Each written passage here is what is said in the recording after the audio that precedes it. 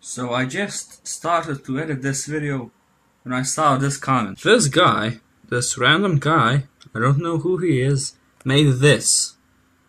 Huge thank you, guy. Random guy from the internet, you really made my day. Thank you so much. Well, hello people of the internet, and welcome to the second episode of Car Z. Yes, I'm gonna call it Car Z. And in this episode, we're gonna cover Acura. You can call Acura the Mercedes of Japan, I think. So here comes Acura. And now is the time I would play an intro which I don't still have, so I'm gonna just pretend this never happened. The logo of Acura is quite simple and doesn't really have a special meaning.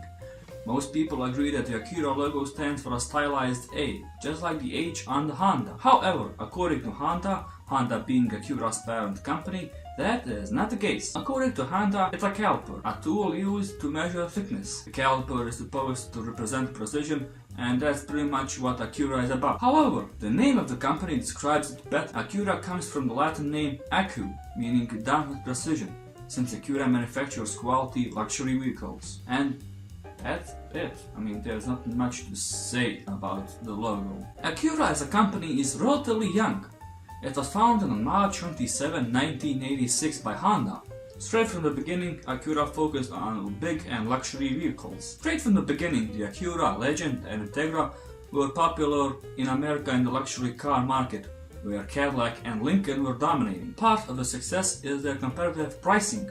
Good quality, good luxury, a lot of features, powerful engines, but a really good price. However, Acura's movement and passion for luxury cars inspired other Japan manufacturers to also start manufacturing luxury cars, so Infiniti and Lexus were born in Japan. The American market really liked the V6 Legend and the Agile Acura, but in the early 90s, Acura made a huge impact, the Acura NSX. The NSX was commonly called the everyday sports car. NSX stands for New Sports Experimental. Another big thing the NSX introduced is Honda's VTEC technology and was also the first series of cars to be produced entirely out of aluminum.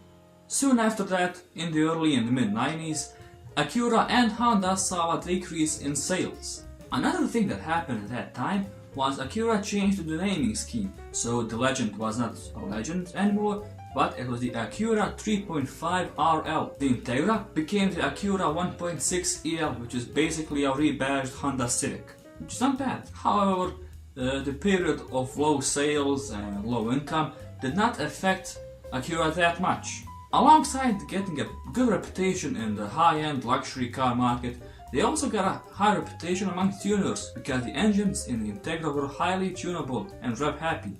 The beginning of the 21st century was a fresh start for Acura. They introduced the Acura 3.2 TL, which is a nice all-rounded luxury car with a competitive price. Around that time, the MDX was released. The MDX is a 3-row crossover SUV based on the Honda Odyssey minivan. The MDX replaced the SLX, which is slow in sales. It offered limited off-road capabilities. Also in 2001, they introduced the RSX, which is a replacement for the Integra. It too had a rev-happy engine that was really popular among tuners, but 5 years after the release in 2006, they just killed it, stopped making it. Why? Well, Acura was making, high-end luxury cars, and they did not want to make a car that was driven mostly by teenagers. 2004 brought the V6 powered 270 bhp Acura TL, which sold quite well in America.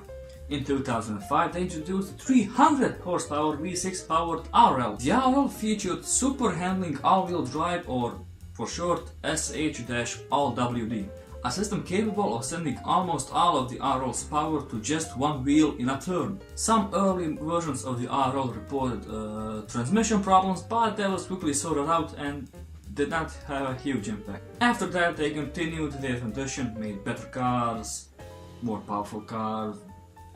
Business went well, but what I did not mention is that Acura also has a relatively good racing history. Acura earned several class victories in Daytona, Sebring, and tracks like stuff like that.